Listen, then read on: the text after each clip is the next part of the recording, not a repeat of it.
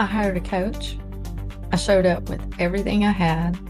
I was vulnerable, even when I didn't want to be. I was willing because I was ready to be seen. I needed a coach who could see me, see my vision, see the value in what was on my heart. But she couldn't get me unstuck. And what I needed was not in her toolbox. And if that sounds familiar to you, I want you to stay with me.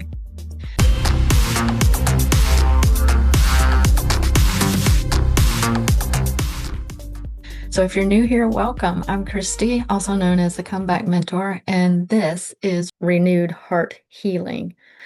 But this is a channel for women who know God definitely put something on their heart and they're determined to walk it out no matter what season they're in. So if you're new here and this is resonating, I would love for you to hit that subscribe button and come be part of this community. Grab your favorite drink and let's just chat, have a conversation. And before I go any further, I would love for you to drop in the comments anything that's on your heart, anything you may need prayer for. If you have a dream, I would love to hear it. I would love to know what it is because I'd love to support you. I want to introduce you to something that's called heart set, different than mindset. A lot of coaches push mindset, and there is an appropriate place for that. But more often than not, even with my own experience, it's the heart set that gets in the way because there's a lot of things that happen to us in life that causes a lot of wounding and scarring. But to get there, I want to tell you exactly what mindset is so that you know the difference. Mindset says the problem is in your thinking. Fix your thoughts and you fix your life. And it works on the surface. The self-limiting beliefs, the negative patterns, the stories you've accepted as permanent, actual truth about yourself. The mindset work has value in the appropriate places and spaces, and it's not wrong. It just never really gets to the underneath, the emotional side. It doesn't say and go after the question, why do those beliefs exist in the first place? Heart set goes underneath that question right there. Your heart is your primary receiver. Before your mind processes anything, before you form a belief about anything, your heart receives it first. And your heart attaches specific meaning, emotions, reactions, and even thoughts to that event, that input, whatever it is. And this is actually something that I touched on back in episode 1 of the Yes series when we talked about being afraid of your own yes. And then again, I did talk about it in episode 2 when everything felt wrong, even after you were inside of your yes. Like you know your kingdom assignment and you're in the yes, but everything feels off. That's where I was when I was in the gap season. Confusion, being in a state of paralysis, and then feeling like you're backstepping or crawfishing, as we say here in Louisiana, trying to move forward. Like you keep flicking backwards instead of the forward. But that's your heart doing and reacting and causing responses that your mind can't override. No matter how many programs you complete, no matter how many coaches you invest in, if you don't go after your heart set, you're going to have interference all along the way. A heart that's been through a lot starts assigning all the wrong markers to new experiences because it's based on what hurt you. It's a form of protection, but it can be manipulated. I'm envisioning a wire with a bunch of kinks in it, like it started out as a straight wire, but it's pliable and there's kinks. And then after so many bends in the same area, it really gets distressed. It starts to weaken and it starts to almost break, right? So your heart, being through so many things, can assign the wrong message to input, and it can get in your way. Even though the mind is willing, maybe your body's willing, maybe even your heart is willing to a certain degree, but that interference is there. It's going to keep pulling you back. That's where the crawfishing comes in. You think you're moving forward, but you're actually crawfishing backwards. You can't think your way out of a heart condition. Now, here's where it gets really, really important for us as women of faith. And this is something I haven't really heard anybody else say out loud. So stick with me because I've been through this process. I was encouraged to create a playlist on YouTube of affirmations, and affirmations are telling you what to believe about yourself to change that thought process of what you believe about yourself. You're generating the message. You are the source. You. Change you. And for women who know God, something about that has always felt a little off. I even had a fellow student, or I don't know if you'd call her a student, but she was in the program with me, with this coach, reach out to me and ask me how I felt about the affirmation process because it seems to be more cosmic related than our creator related. So women of faith actually have a problem with this. You may go forward with it because that's the encouragement you were given, and that's the encouragement I was given, so I went after it, but nothing changed. And it actually creates more bricks in your wall, more what's the word? Like you're building. I'm picturing rock walls, like you're building your rock walls thicker and thicker between you and that dream. So in the process of affirmations, you're trying to convince yourself of something. You're trying to convince yourself of something instead of receiving what God is saying is true about you. Heart wounds cannot be solved by affirmations because God is absent. God's truth is what needs to be inserted, not our truth, because we will convolute the truth about ourselves every time we get negative or perceived negative input through our information receiver, our heart. Heart healing is different. It doesn't tell you in your heart what to believe.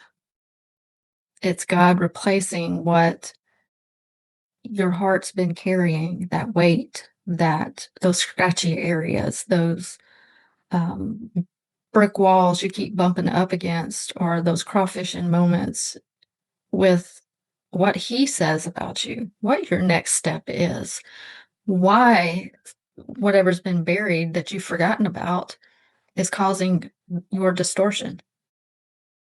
One method is self-generated mindset, affirmations. One is God-breathed, and that difference is everything. Everything. That was the key to unlocking that great big brick wall in front of me. When I was building my affirmation playlist, and actually it's still on my YouTube. I haven't touched it in a while, but it's still there. I was doing all the things my coach encouraged me to do, and I was listening to it faithfully in the morning time and in the evening time as instructed. And I was waiting and waiting and waiting for the shift and excited that I was going to have the shift, but not seeing the shift, not feeling the shift, and then starting to get even more discouraged. I can't fix this. This is not going to get fixed. I'm never going to reach that dream. I'm never going to get to my kingdom assignment. This is not going to work out. This is my dream. I wanted this so bad. Why? So When we hang on to methodologies that are not serving us, what are we doing? Putting another brick, cementing another brick after brick after brick between us and what God has for us. A coach I invested in, and I mean, I invested in her 3 times. She didn't have in her toolbox what I needed. And to be fair, she wasn't equipped in the it was my choice to invest because I didn't know. And that's what I'm saying about this messaging is not out there. If I had run across what heart healing is and dove into that process, I would have been 2 years earlier pressing into with no blockages my divine dream. I walked away from that coaching experience really, really not happy and very much more behind. Another year going by, another season of watching something I knew God had placed in me just sit there while life kept happening around me. And what happens when you're in that position? It starts affecting the people around you because you're not very kind or happy, you're let down. You feel like you've wasted time and money. And I was stuck with something just like you deep inside of me that I felt so passionate about, and I felt like it was just wasting away, and that maybe, just maybe, I was letting God down. Maybe you know that feeling. Maybe you know it. What shifted for me, like I said, was not another program or another mindset tool. It was that heart healing process. And through that, things surfaced inside of me I didn't have full conscious awareness of. And it kind of surprised me. A couple of things that came up. But I can see now on this side how all of those things that need healing can be woven together to create that blockade. In the middle of my processing, my entire life changed. My entire outlook changed. It was like a release. It was freedom. It was knowing nothing can stop me now because I am in perfect alignment with God. I have a method now that I know every time I get stuck, who to go to, how to do it, how to listen, how to receive, and how to accept the truth. And I realized that I was in the wrong kingdom assignment, but he gently led me into the right one. The order matters. The heart leads, the mind follows, and when your heart is no longer carrying what it was never meant to carry, your mind builds an entire new belief system based on the truth instead of what the wounds designed. So maybe your kingdom assignment is not ministry. Maybe it's a nonprofit. Maybe it's actually just serving your family or your community well, or whatever your kingdom assignment is. The container doesn't matter. What matters is this: you have a pull, you have a desire, you have a divine dream, and you're in the space and the season to accomplish it. What God put on your heart has meaning and is meant to come to the surface. It's meant to be birthed. What's getting in the way has a name. It's a spiritual condition of the heart. And it's not going to respond to all of the methodologies out there that say that they can solve it. You have to let God come in and sweep out the cobwebs. Your heart will respond to heart healing. It's going to bring what's underneath up to the surface, into the light where God can tend to it, release it, and replace it with what He says about you, how He sees you, maybe even let you know what your name is, what He calls you, your true identity, and your DNA in Him. How beautiful is that? That, my friends, is heart set, and that's what changes everything. This is actually work that I go deep into with women inside what I'm building right now, specifically for this journey. And it is a journey of exploration. It is exciting.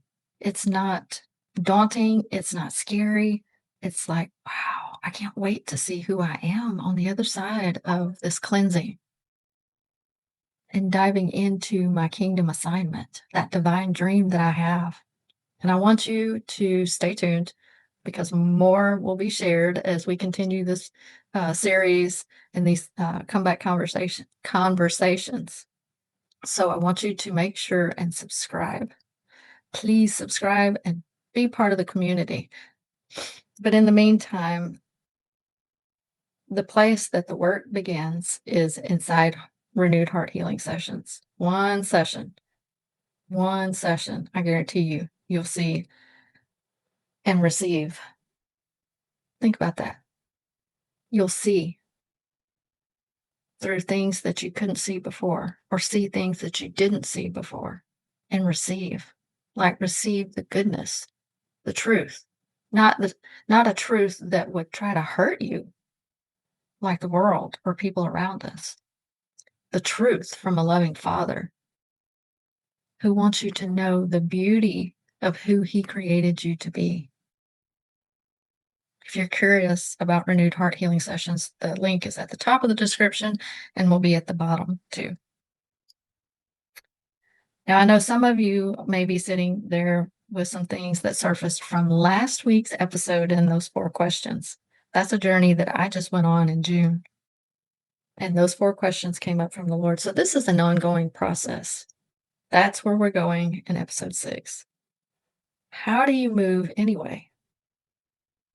Because now that you understand what's actually been in the way, we're going to talk about what moving forward looks like. So you don't want to miss that one.